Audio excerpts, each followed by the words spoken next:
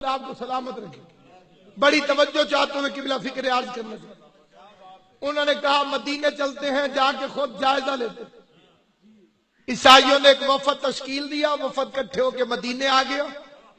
سونے کی سلیبیں ہاتھوں میں اٹھائے ہوئے, ریشمی لباس پہنے ہوئے, سونے چاندی سے لدے پھدے عیسائی پہنچے اور انہوں نے پوچھا تمہارا نبی کس محل میں بیٹھتا ہے؟ جواب آیا وہ دولت کا چاہنے والا نہیں, وہ مسجد میں بیٹھتا. انہوں نے کہا مسجد میں کوئی تخت ہے؟ جواب آیا نہیں, ابو تراب کا مولا ہے اس لیے تراب پر بیٹھتا. بسم اللہ. جیسے نے کیسر و کسرا کیا, کیسر روم کے تاج کو جھکانے والا مٹی پر بیٹھا. جو ابو ذر کا مولا ہو اسے زر سے کیا مطلب, جو فضہ کا مالک ہو اسے چاندی کا کیا لالچ. ابو ذر کہتے ہیں سونے کا باپ زر, اور فضہ کہتے ہیں چاندی کی. اسے کیا ضرورت, اسے کیا حاجت, اسے کیا طلب. بس سامعین گرامی قدر بڑی توجہ چاہتے ہوئے فکر عرض کرنا چاہتا ہوں. مسجد میں عیسائی پہنچے, ختمی المرتبت کو سلام کیا. آقا نامدار نے منہ پھیر لیا. بات بڑی حیران کن تھی. مہمانوں کی عزت کرنے کا حکم دینے والا پیغمبر, کیونکہ تین چیزوں میں مذہب کی قید نہیں. شریعت کے اندر تین چیزیں ایسی ہیں جن میں مذہب کی کوئی قید نہیں. اس میں ایک ہے والدین, مشرک بھی ہو تو خدمت کر. غور ہے یا نہیں آپ کو؟ والدین, دین کہتا ہے کہ مشرک بھی ہو تو خدمت کر. دوسرا مہمان, یہودی بھی ہو تو عزت کر. حضور فرماتے اکرم الضیف ولو کان یہودیا او نصرانیا, مہمان کی عزت کر چاہے یہودی ہو چاہے عیسائی. اور تیسرا قرض, اللہ کے دشمن کا بھی دینا ہے تو واپس کر. توجہ ہے یہ, اس پہ یہ بہانہ نہیں بنایا جا سکتا جی یہ تو کافر ہے میں اس کا قرضہ واپس نہ کروں. اللہ شہید کا ہر گناہ معاف کر دے گا سوائے اخلاق کے اور قرضے کے. اگر زبان کا ٹھیک نہ ہوا تو اس کی بھی بات پرس کرے گا, اور اگر کسی کا قرض دینا ہے تو خدا اس کا بھی حساب لے گا. تو سامعین گرامی قدر, پیغمبر نے عیسائیوں کو سلام کا جواب نہیں دی. عیسائی پریشان ہو کے باہر نکلے. حسب معمول ایک بزرگ سے ملاقات ہوئی. اس بزرگ نے کہا کہ اگر تم مجھے وکیل بنا کے جاتے تو آج یہ صورتحال نہ ہوتی. کل مجھے سفارشی بنا کر لے جاؤ. حضور کیویں نہیں جواب دیندہ. انہوں نے اس کی گفتگو سنی کہ بندہ تو بہت اچھا ہے, اب ہمیں واپس نہیں جانا پڑے گا. یک بجک بزرگ کی نظریں عیسائی کی انگلی میں پہنے ہوئی سونے کی انگوٹھی سے ہٹتی نہیں تھی. عیسائی نے غور کیا کہ بابا جی کی نظر تو سونے کی انگوٹھی پہ.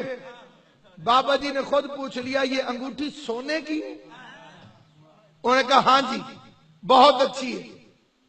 انہوں نے کہا جی مہربانی, بہت ہی پیاری ہے. کل میں نے تمہارا وکیل بننا, اور وکیلوں کی ہوتی ہے فیس, لہذا یہ انگوٹھی اتار کے مجھے دو.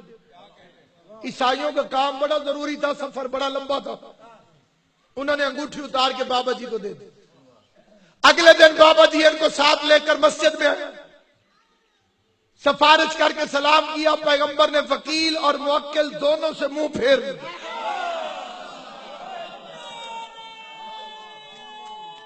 حیدری, وکیل سے بھی منہ پھیر لیا, موکل سے بھی منہ پھیر لیا. یہ باہر نکلے تو آج ایک اور عیسائی مل. عیسائیوں کو ایک اور بزرگ مل گئے. اس بزرگ نے کہا کہ بابا جی تھوڑے سے ڈھیلے اے ان تسی سجاننا بندہ آپ ہے سجن 1 کلومیٹر ہے مخلوق کا ہی میں چلو لے دیتے ہیں ہوتے اس کا بابا جی جو ہے تھوڑے سست ہیں بھائی جی مندریاں لگ سن 2 تے سفارش میں اندروں بھی کروا سا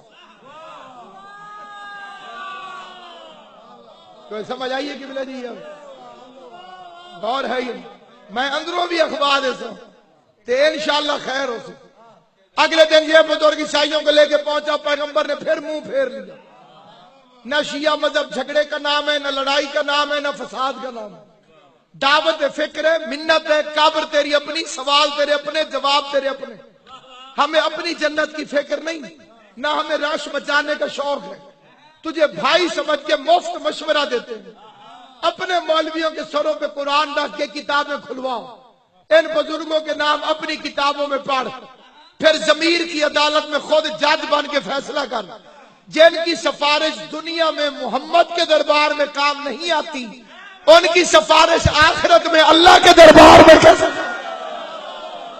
زندگی کو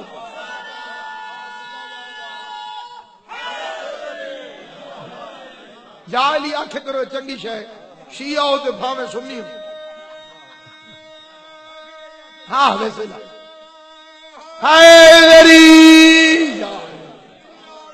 آل محمد آپ کی زندگی کرے دیکھیے عاشق جو ہوتے ہیں قبلہ وہ دودھ کی نہر بھی کھود دیتے اتنا میں نے بتا دیا ہے بزرگوں کے نام خود پوچھ جہاں میرے بزرگوں کا ذکر آئے گا میں نام بتاتا جاؤں گا تیسرے دن عیسائی پھر نکلنے لگے تو سامنے ایک بزرگ اور کھڑا تھا بھی یہ بوڑھا لیکن پہلے بوڑھوں کی طرح نہیں تھا اس نے نون کی طرح جھکی ہوئی کمر کو الف کی طرح جو سیدھا کیا تو داڑھی میں وہ ستارے چمکنے لگے جو بطول کی چوکھٹ پہ جھاڑو دینے سے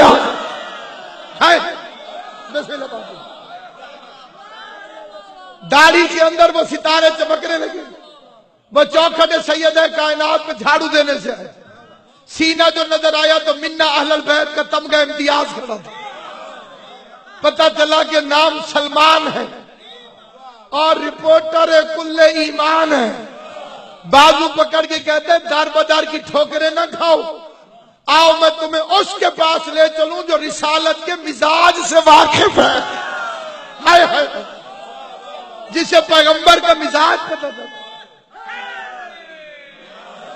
عیسائی آواز دے کے کہتے ہیں تو انگوٹھیاں کتنی لگیں گے سلمان چھنک کے کہتے ہیں ہر بڈھا ایک جیسا نہیں ہوتا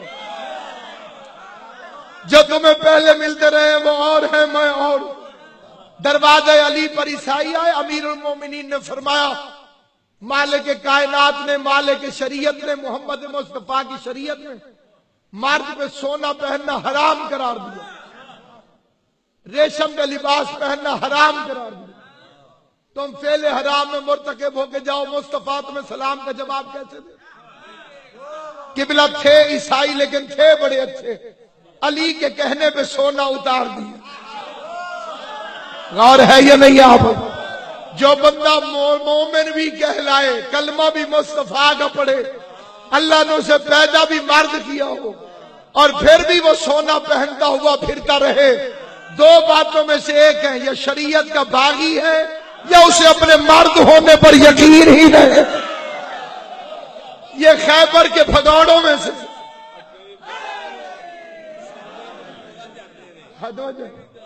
غور ہے یا نہیں آپ یعنی جو چیز مرد پہ حرام ہے اس میں سیدوں کا نقصان نہیں تیرا اپنا نقصان تیرا نقصان نہ ہوتا تو علی تجھے پہننے سے منع کیوں کرتا سفر کے اندر تھوڑا سا سونا اس لیے جائز ہے کہ رستے میں کوئی مسئلہ پیش نہ آئے کسی جگہ تے نہ نیاز لبے تے واپسی دا تیل بننا پوا اے محسن نوت کی نسبت اے جڑے تاڑے ذہن جڑے بندے آئے میں جواب دے دیتا کیونکہ فیروزے والا بندہ میں ہی ڈٹھا ہے جی ہائے دری بس سامعین گرامی قدر امیر المومنین کی بات مانتے گئے عیسائیوں کی مراد پوری ہو گئی پتہ چلا علی کا حکم عیسائی بھی مانے تو مراد پا لیتا ہے تیسرے دن ابو طالب کا غیرت مند بیٹا علی عیسائیوں کو لے کے دربار رسالت میں پہنچا. عالمین کے نبی نے اپنی مسرت سے کھڑے ہو کر استقبال کیا. سفارسی علی بن کر گئے تو کھڑے ہو گئے پیغمبر. کھلایا پلایا، گفتگو شروع ہوئی. حضور علیہ السلام نے فرمایا آنے کا مقصد